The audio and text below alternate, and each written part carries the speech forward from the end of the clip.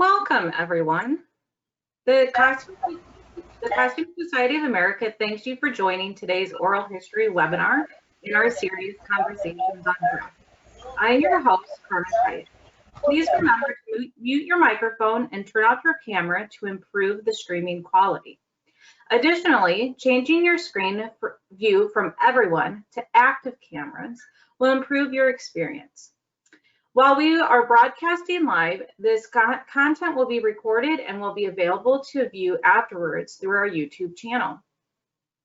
Should you have any questions for today's speakers, please submit them in the chat box. Should you have general questions regarding CSA digital content, please contact Conversations on Dress at CostumeSocietyAmerica.com.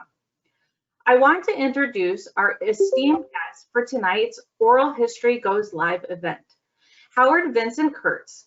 Howard is one of our newest CSA fellows.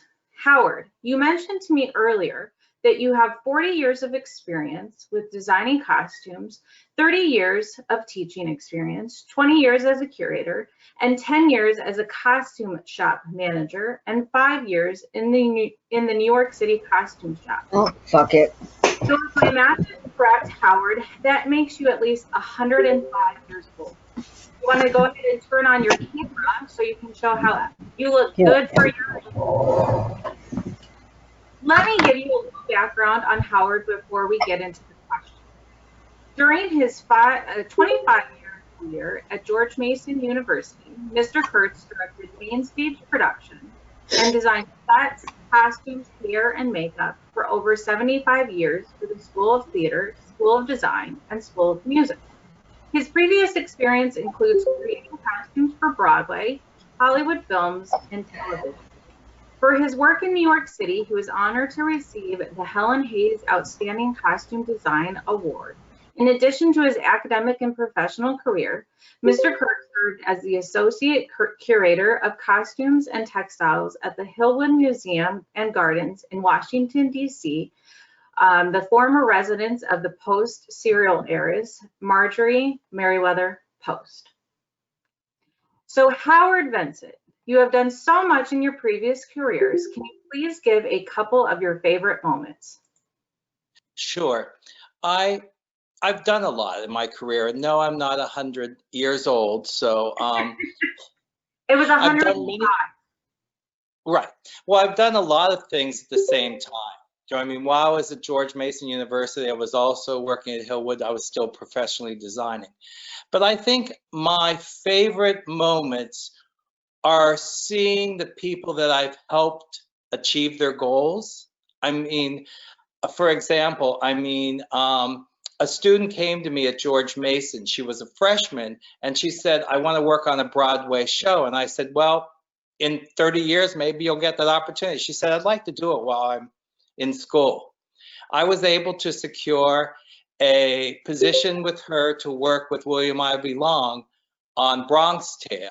And so at her senior year, she went from the Paper Mill Playhouse to a Broadway show. Being with her, you know, there to see, you know, the production was my favorite moment. Students that have achieved things, I think, is my biggest, you know, contribution that I've given. I just want to say at Hillwood, I had over 36, I think, interns that were working on their master's program, and to help them really achieve their goals. And I know some of them are listening tonight.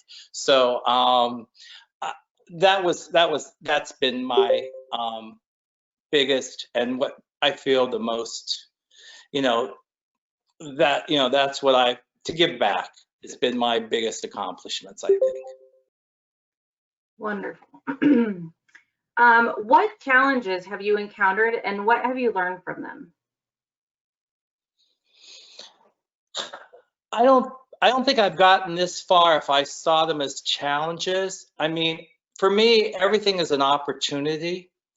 I take every opportunity that has been given to me. Maybe that's why I've had so many different and diverse careers.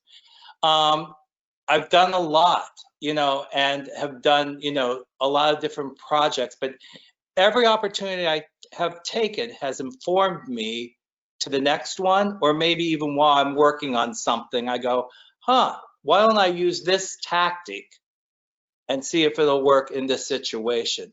And when you're dealing with costumes, my joke is, I can't fix a car, but I know a lot of different areas of costumes, so they always inform one another, whether it's curation, education, professional designing. So I just try to take every opportunity. Do you have a specific example that you can think of that in the last couple of years that maybe you thought this was going to be something that would be challenging, and how you turned it into an opportunity? Oh, sure.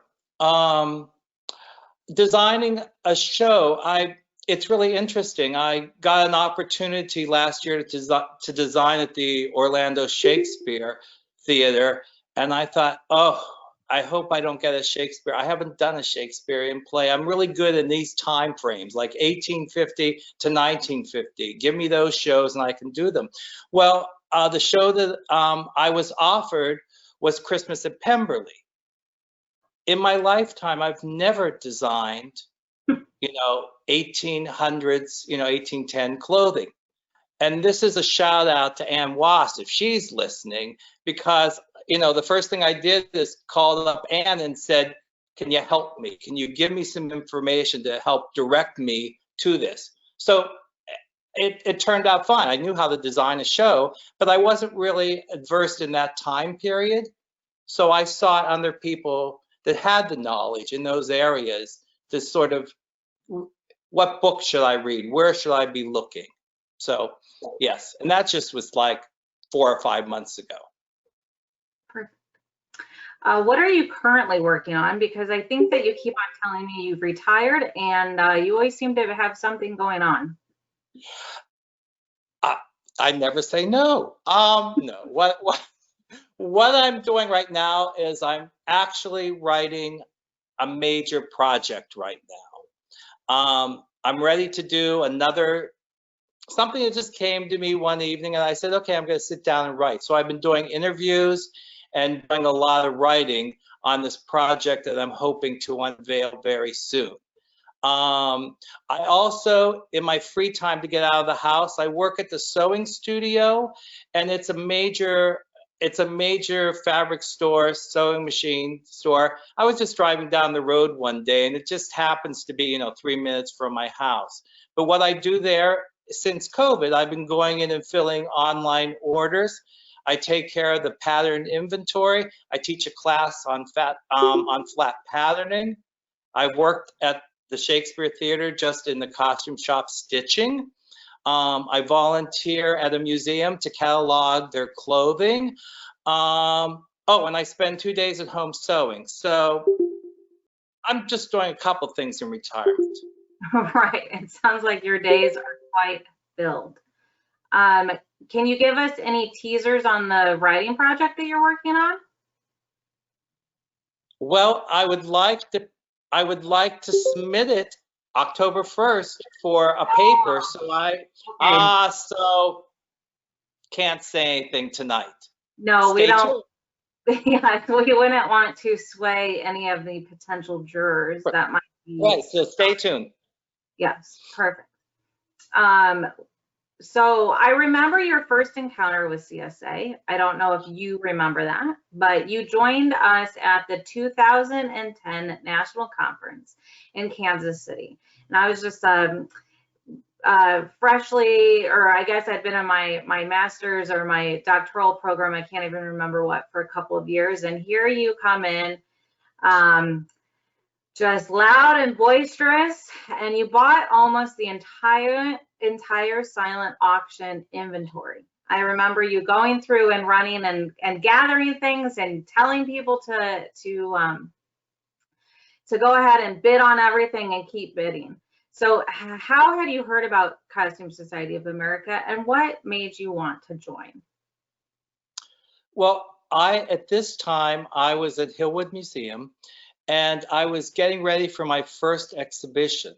And the exhibition I was doing, remember, I'm coming from theater. So, I mean, yes, an exhibition is sort of like a presentation because it's it's at a museum and not on the stage.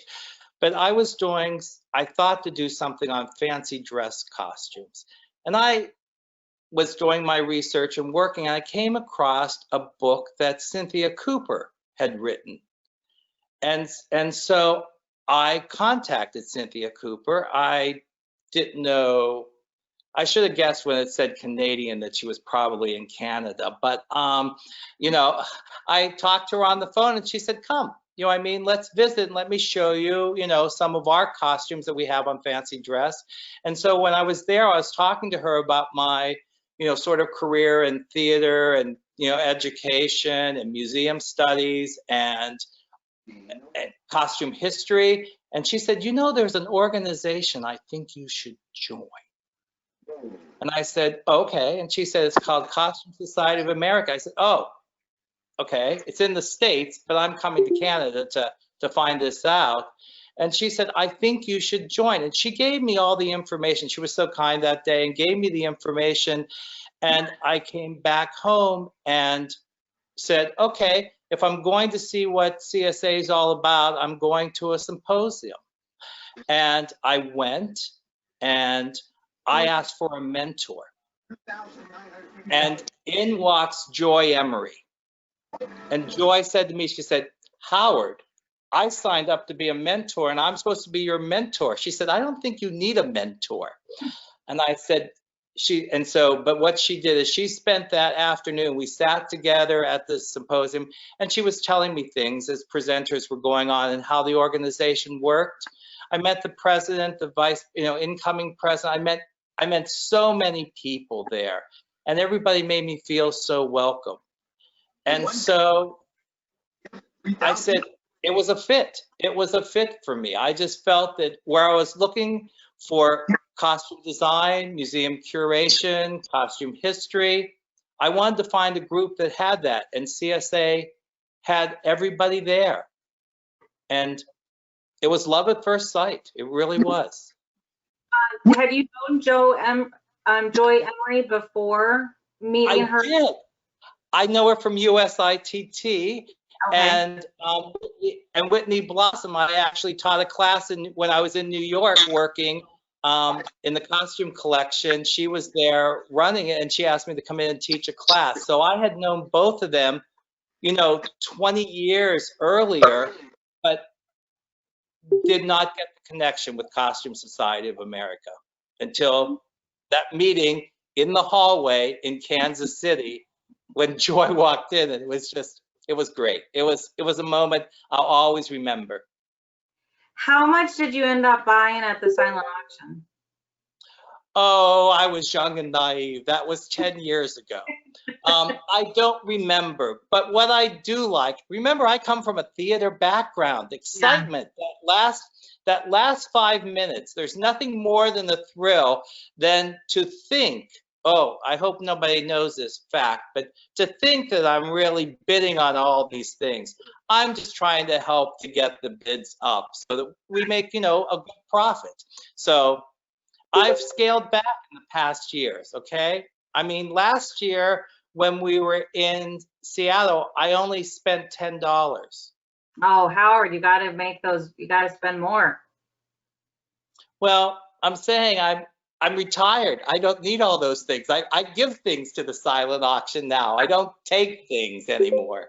Well, I was just wondering, more so not necessarily the monetary value of the items, but just physically how you got them back from Kansas City to the East Coast. An extra suitcase. Okay. Honestly, we had to buy an extra suitcase to come home. And that's the way. Fabric, exactly. You know, right. Fabric weighs a lot. Yes, and books weigh even more. Right. Probably, I think. Yeah, the books will get you at the silent auction. What are your favorite parts about Costume Society of America? The diversity, the people. I mean, to have people that really understand what you're talking about. I can be at a party and talk about costumes and they're like, yeah, they're just some clothes. I mean, people take costumes seriously in this organization and I love it. And we have the same mindset. I can be talking to a costume designer or a museum curator. There are so many diverse people and professions in this organization. And these colleagues that, are people in the profession, they've turned out to be friends. I mean, it's not unusual for me just to call up and we just have a 2-hour conversation. With me, it starts out 15 minutes, but it goes for about 2 hours. But I love it. I just love it. Or it turns into when I drive down to Atlanta to pick you up at the airport. Oh, and trying to get all three of us in the car at the same time. That's the trick. So we kind of talked about couple of your favorite moments in terms of your career, but what got you into costume design and curation and love of fabrics and textiles? Well, my mother was a teacher of home economics. There was always the sewing machine. She had a sewing machine in a cabinet, and the cabinet was never closed. It was always had the lid, sitting on the top of the sewing machine. And she said, please don't touch it. I was fascinated about how the thread would come together. That was my moment. I said, my gosh, how does this mechanical happen? I was on that trajectory of, mechanics and, kind of things like that. But what happened was, for me, a third grade teacher, maybe this is why I feel so strongly about mentoring. A third grade teacher I had, we went to see a play. It was coming to our school. I was in third grade. And after the end of the play, it was Hans Brinker and the Silver Skates. The teacher said, gathered all the students up and said, okay, 2 by 2, let's go back to the room. And I asked her, I said, why didn't the snow melt? And she said, it's not real. I said, really? And the art teacher was there. And the art teacher said, do you mind, Mrs. Bodner was her name, do you mind if I take Howard backstage and I'll bring him back to class? And he took me back and I got to meet the actors. I fell in love with theater, at, third grade. And I didn't want to be an actor. I didn't want to be a lighting designer. They have to climb ladders and I'm not too good on heights. And my mother, and I went back and thought, I can use her sewing machine. That was third grade. I thought, okay. And I started very young to do costumes. I was making costumes by 4th grade. In high school, the boys were not allowed to be in the class to sew or cook. Females could take shop, but men could not sew. I had a great teacher in high school who said, come after school. I stay at 30 minutes and I'll help you. She made me tear more out than I put together. I'm in contact with her today, and I said she's made me better than what I thought I could be. And I've just gone from there. Went to grad school. Went to grad school for costume design. My professor said, have you ever tried construction? I said, construction, yeah, I know construction. He said, well, I want to give you a challenge. And then I left grad school, and my first job in New York was, of course, working in the costume shop, as a draper. So I spent my years making clothes. So where I thought I was going to be a designer, I was making clothes. And so that's how I started. And then I started to do design, and then I became a designer. How did I work into a museum? Oh, that's such a long story. How can I make it short? A friend said to me, hey, Hillwood Museum has a lot of costumes. They're in trunks, and they don't know what they want to do with them. Do you want to come and look at them? I said, sure. I pulled some of the trunks out, and I started to date them. And they said, you know the dates of these? We're not even sure of the dates of these. So they gave me a little test, and I dated some of the costumes. The next week, Hillwood Museum called me and said, we'd like to hire you to catalog our collection. And that was I had cataloged it in like 3 years, but I stayed 20 years. Right. Well, that's a fun little way to get into the museum world. Were you? Yeah. I don't know if that happens that often these days. Well, I don't think it does. I don't have a degree. I don't have, a fine arts degree, in the program that is taught, in the area in Washington, D.C. But it was a museum that was, no, I wouldn't say new, but the current curator there, I mean, was a person who was just labeling linens and stuff. She didn't know about clothing. And so they brought me in to help her date things. She retired and I continued on. I grew through the museum. I learned a lot more. I mean, I didn't know what an exhibition was. And then by the time I started with CSA, maybe this is a good thing to say here, is I hadn't done an exhibition until I joined CSA. Once I joined CSA, I did 4 exhibitions, 2 books, and it was all the help of the members of CSA. I wasn't going to get that from my theater background. I needed really other professionals that could guide and lead me through the process. This is a side question, kind of personal for me. I have a 6-year-old son and I want to get him interested in sewing. What can I do to get him wanting to get on my machine without taping him to the desk? Does he know how to hand sew? Does he know how to even do those little bit of cards where you're threading through? Have you done any crafts with him?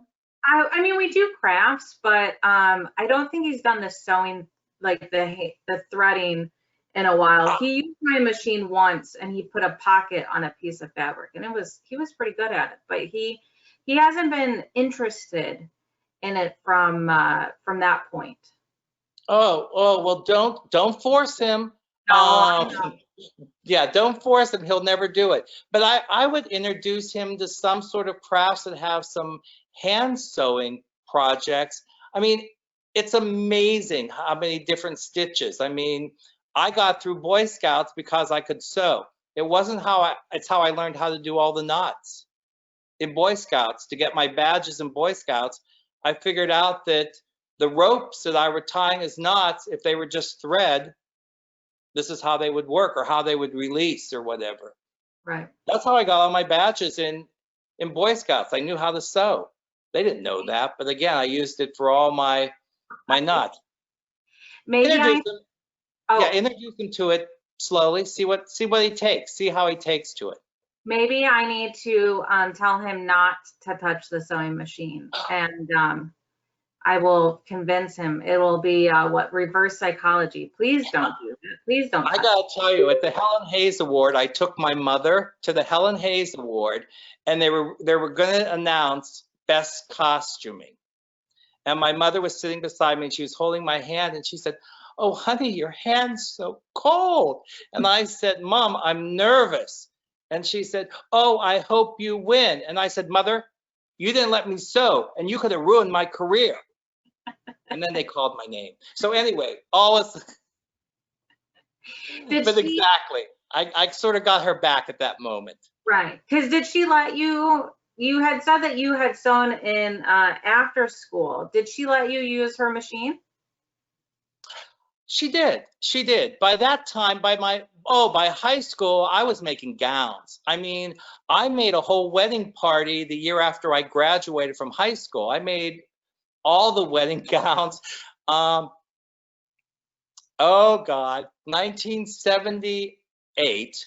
The fashions were very interesting that year. They were all pastel and they were all done out of eyelet. But yes, and they all laced up the front.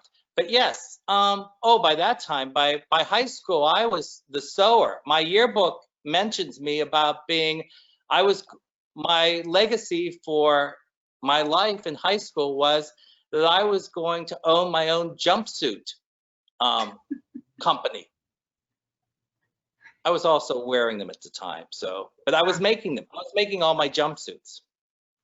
How did that end up working out for you, your jumpsuit company?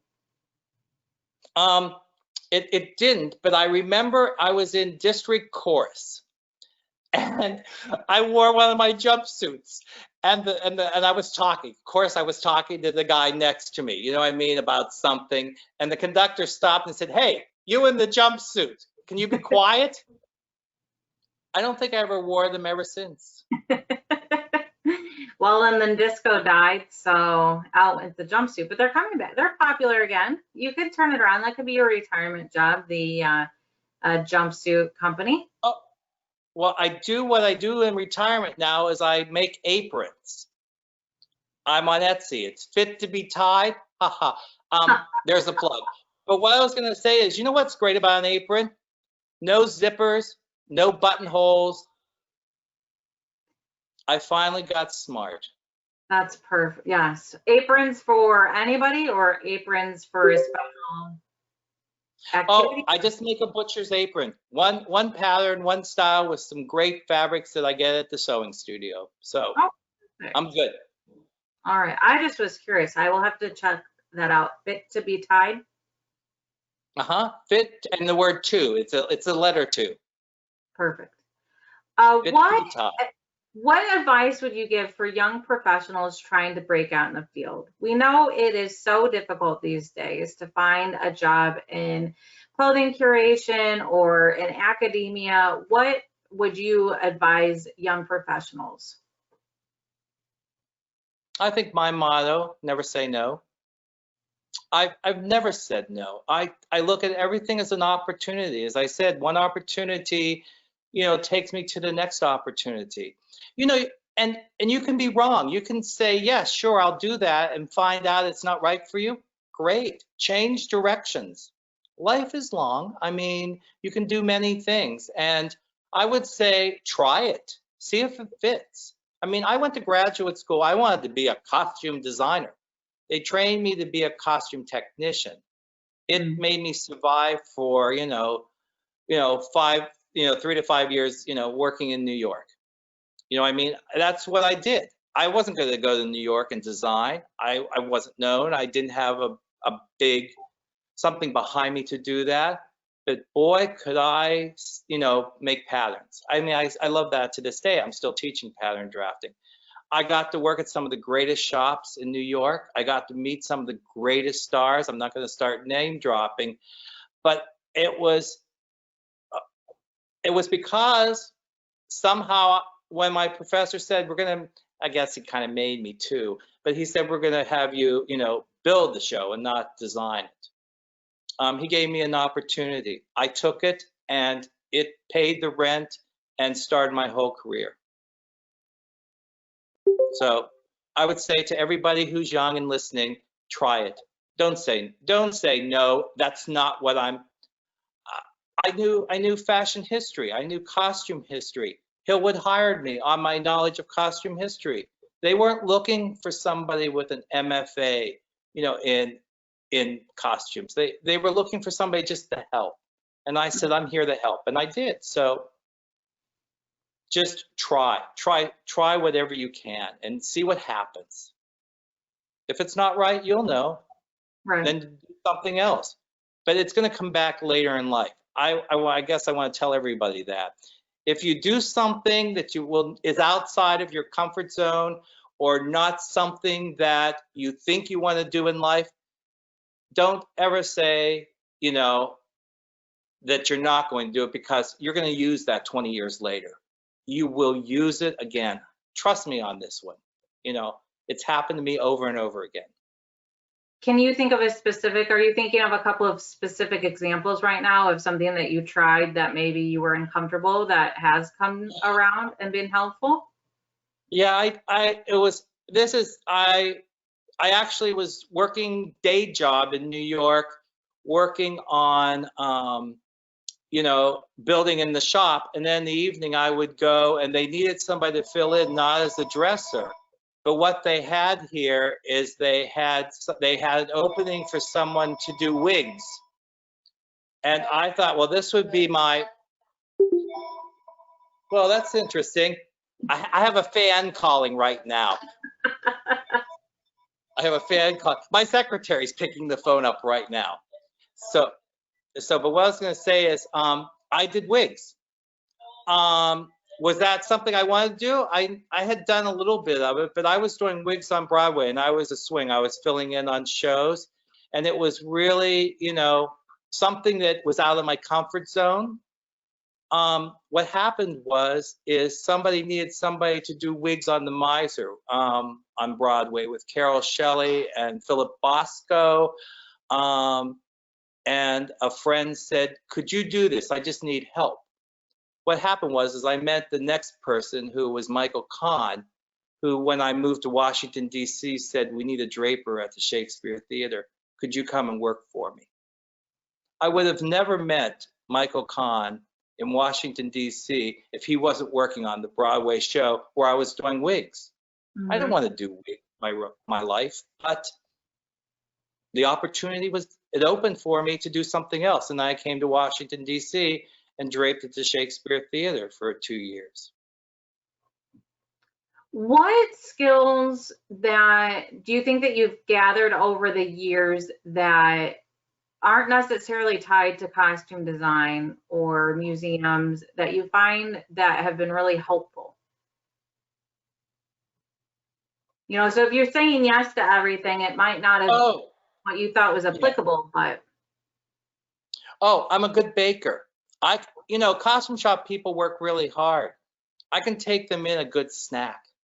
I have a large career in costumes, but it's all, as I said, I joke with people I can't fix a car. Everything that I do in some way revolves around costumes. It just does for me. I don't see anything,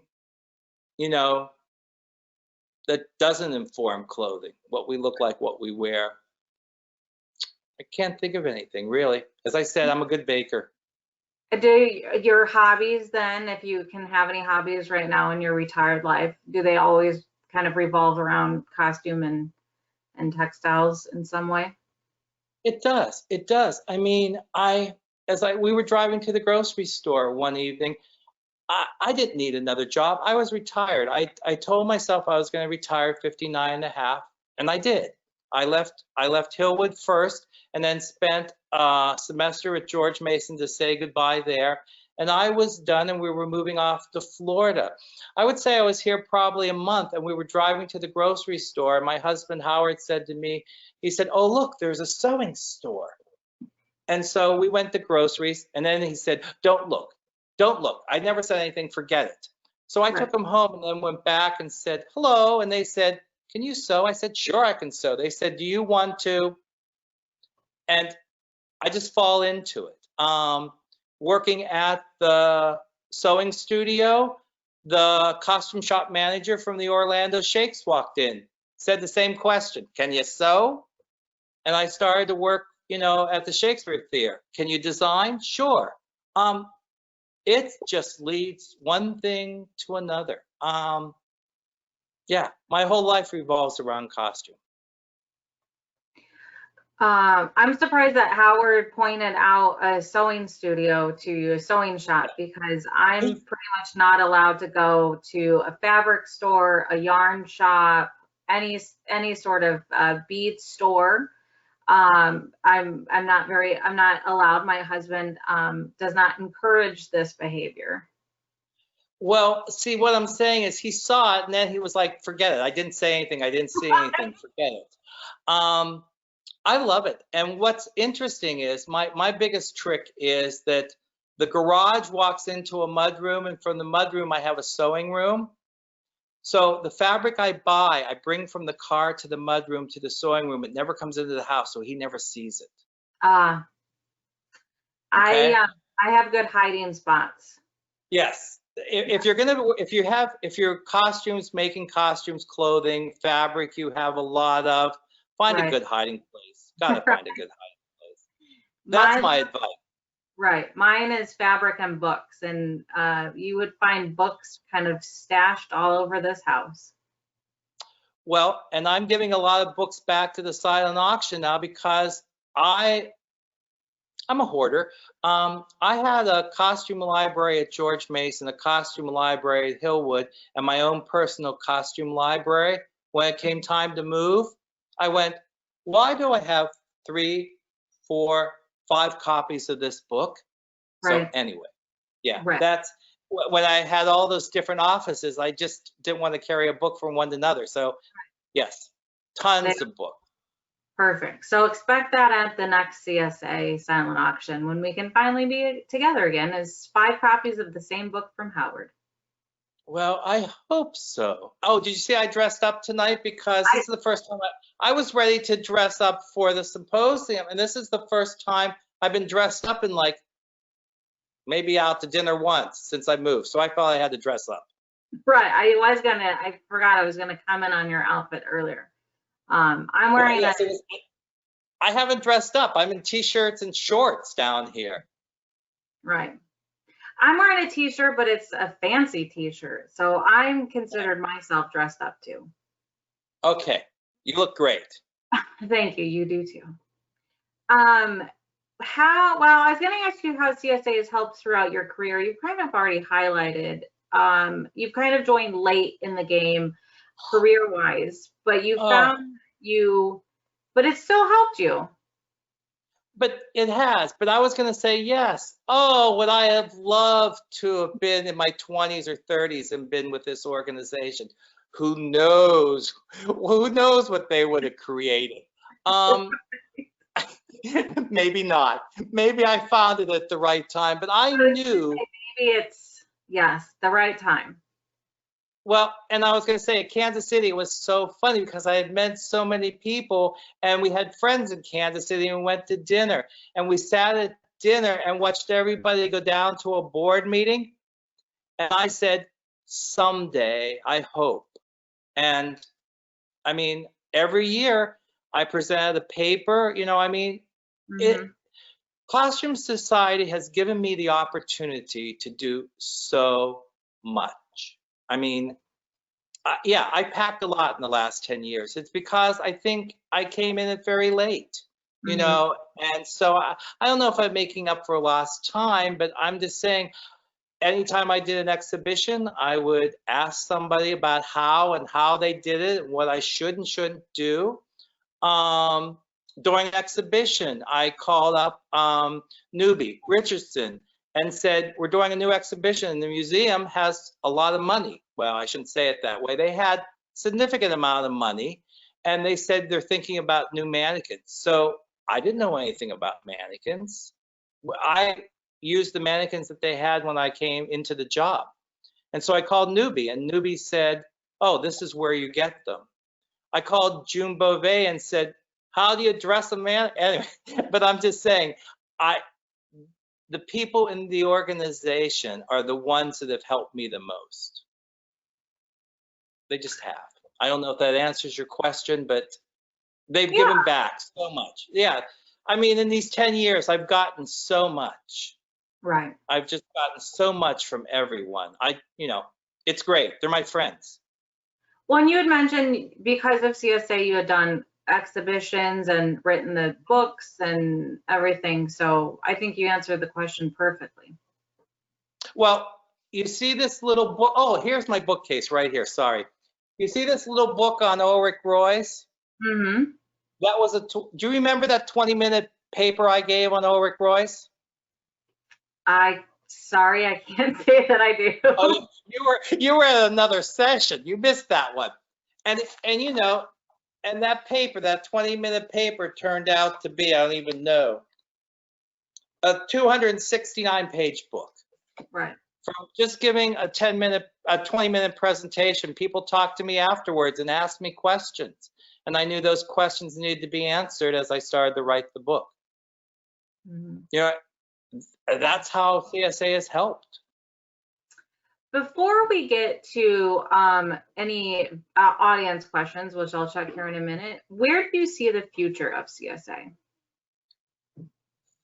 Well, I don't know. I'm 62 this year. I'm not gonna be around, forever.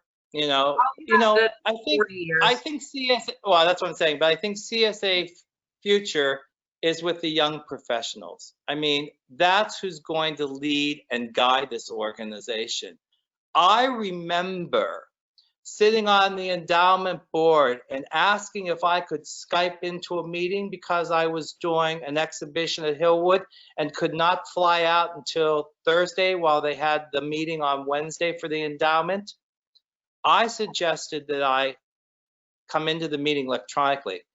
That was something new for CSA. That was something that they didn't know how to deal with it.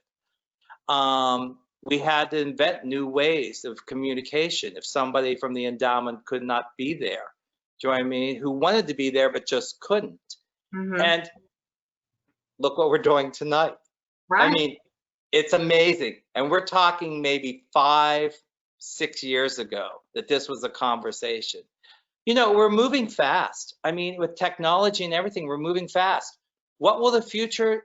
I don't know. But it's going to be the youth, you know, the young professionals that are in CSA that's going to lead us to the next decade. You know what I mean? And who knows what that's going to be. It's going to be great. But as I said, what has happened, you know, to us electronically in 6 years is amazing. And how CSA has adapted and how quickly CSA has adapted. You know, I mean, I have to, you know, say, you know, under Christian, you know, Miller-Zone's leadership, we have gone leaps and bounds. I mean, who knows? Who knows where, you know, CSA is going? It's going to be great. That's all I know. Any final thoughts before we go to audience questions? No, I want to know what they want to know. Oh. Do you have anything? I'm going to see if I can, without being super obnoxious about it, look at questions. I saw one. I don't know if this is the first question, but somebody in the audience, where was it? Wanted to know how you can Howard tell us about his Broadway career? Well, yes, my Broadway career. I was a small boy I left graduate school and I had already met my now husband. We've been together now 33 years. He lived in New York. Ah, perfect. You know what I mean? Somebody lived in New York. I had no connections, no anything to begin. He's a librarian. There wasn't any really theater connections. I fell on good times with Betty Williams at the studio in New York. Betty Williams, a good friend of Joy Emery. And Betty said, do you want to come and work for me? That opened so many doors. I mean, from working at Betty Williams to do, one of the things I did for Betty Williams is Liza Minnelli was doing her show back at Radio City Music Hall. And while Liza was having all of her clothes and all the female clothes done, I took on doing all the male orchestra's suit coats. They were purchased suit coats, but Liza wanted them to fit a certain way. They had to be broader in the shoulder and they had to be narrow through the waist. So all the coats were bought one size bigger and then tailored down to everybody in the orchestra. They're white coats. They wore black pants, but it was the white coats. And that's what Liza wanted. That was her stepping out show in 91. You know, they said, Howard, can you tailor coats? And I went, yeah, sure. They said, okay, here is 72. Good luck. All right. Oh. I just got handed a note from my secretary. After the Liza Minnelli show, I did a couple movies. Maybe you know, it's a movie about a psychic. Whoopi Goldberg was in it. And she wears this hot pink suit to the bank. Uh-huh. Well, I got to build that. I got to do Saturday Night Live. I did Gumby. I don't know if anybody's old enough to remember that. I know Gumby. I watched Gumby when I was and little. Howard just handed me. Yes, I've worked with Barbara Streisand. He said, "Say Barbara Streisand." I worked on Prince of Tides. Mir Has Two Faces, and while doing that, she asked me if I would make her Oscar gown, which I did. Oh. And so her Oscar gown from 1991, when she was giving out the Best Picture award. Why did I make it for her? Because I had made something for her for Prince of Tides that she wanted to adapt. And so it was just easier. So yeah, I don't want to keep dropping names, but I had a great career. Do you know what I mean? It was wonderful. And it was one door opened and to another, to another. And then, as I said, I was doing wigs and got down to Washington, D.C. Michael Kahn hired me. Then the actor, I know we're off New York now, but the actor that was working at the Shakespeare Theater happened to be at George Mason teaching acting and said they're looking for somebody to run their costume shop. Okay, when do they need me? And then from there, I went from a classified employee to an assistant, associate, to a full professor. I left George Mason after 25 years as emeritus. I don't do it. I don't do it to myself. Doors have opened. I just have had a very lucky life. It just not saying no. Right. Yeah, you answered some. I don't think we have any other like questions, but there was a couple of people that said that they wanted names dropped. So Okay. I'm glad that you did drop. Okay. Yeah. Liza Minnelli, she's a whole topic on her own. Barbara Streisand knows what she wants. She's another person. She's very direct with what she wants. You don't make a misstep with her. Whoopi Goldberg could not be funnier. Oh, yeah. She could not be funnier.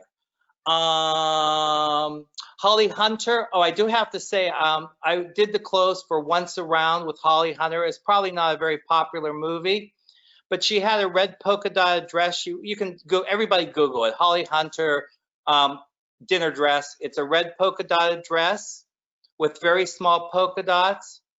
I had to make 12, and all the polka dots had to be in the same spot on every single dress.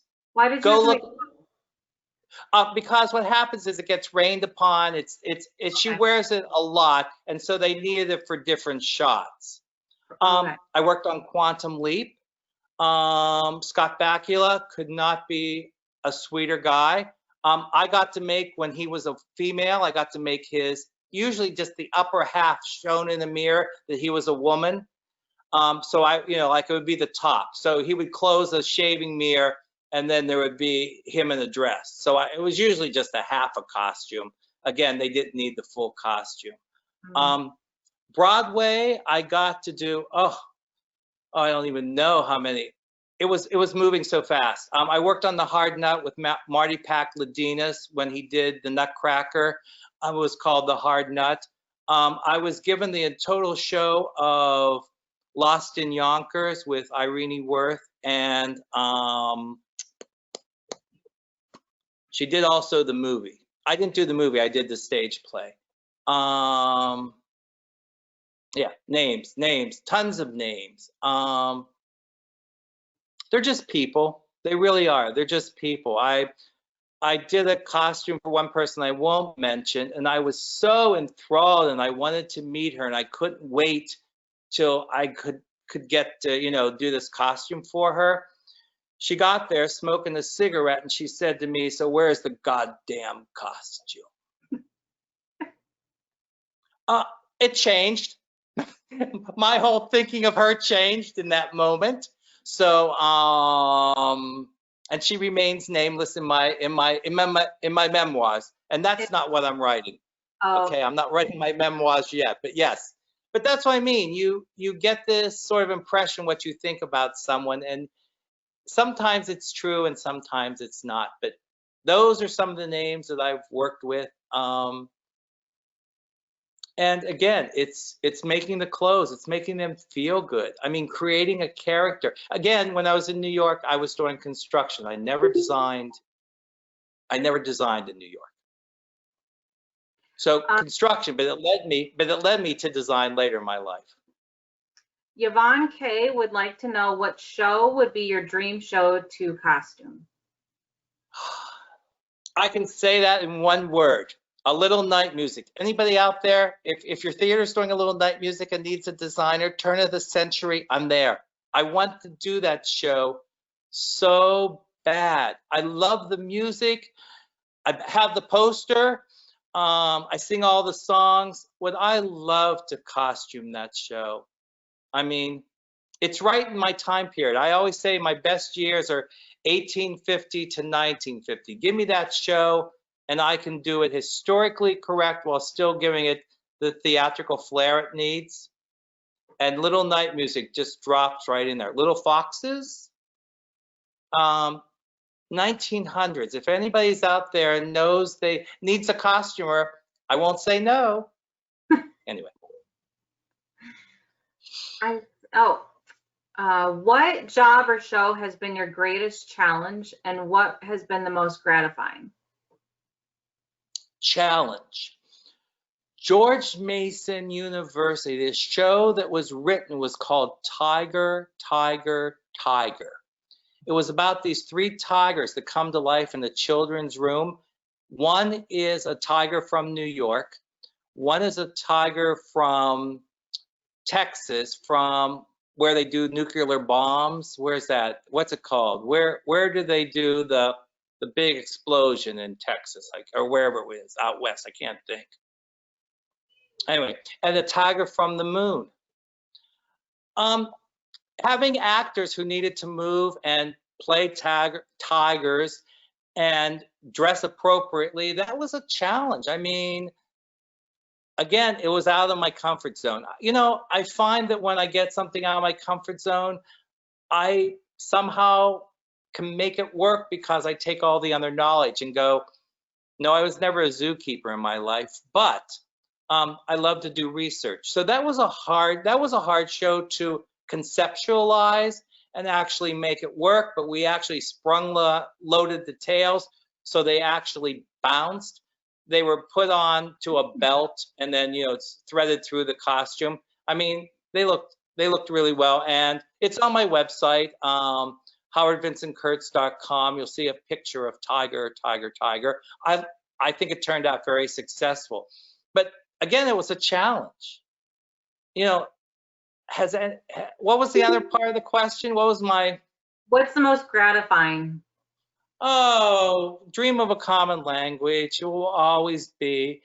It was my first show at George Mason University. I was the costume shop manager, and they said, "Can you design?" And I said, "Sure. What's the show?" They said, "Well, it's a new play by Heather McDonald, who is also going to come and direct it."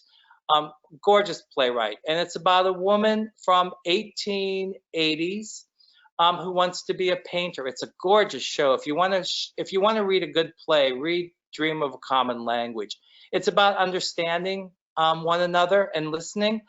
And so I met with her, and she said, "I don't want bustles."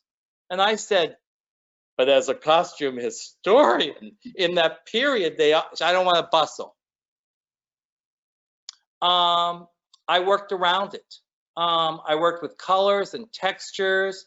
There was a stripe that I had pin tucked so that the costume looked like it was all one color, but what I had done was pin tucked all the tan so that the red showed on the costume, and everybody thought it was a red costume, but it was all pin tucked stripes until it opened up. I won the Helen Hayes for that. I mean, I was more excited that night that show was winning every award. But I mean, that was most gratifying because, again, it was a challenge, but I was directed in how to design the show. I mean, when a director tells you, "I don't want any bustles," you don't say, "Well, you have to have," no. How do you figure it out? I worked with colors and textures. I didn't really worry about the line that much. That wasn't what the story was about. And that's what I find for anybody out there that's a designer. So, I mean, you have to tell the story, but at the same time, you have to be, you know, able to either adapt. You know, you have to adapt. So that's what I mean. I would say, yeah, it was a challenge, but at the same time, most gratifying was to find another way to design that show. Thank you for that, Howard. I don't think we have any other questions. We can go ahead and wrap it up. So thank you very much for this conversation, Howard Vincent Kurtz. We would like to thank you again, and for all of you for attending. Please follow the Costume Society of America on Facebook and Instagram to make sure you hear about all the upcoming episodes of Conversations on Dress. If you enjoyed today's webinar, please consider making a small contribution to help keep this content free for all. Thank you.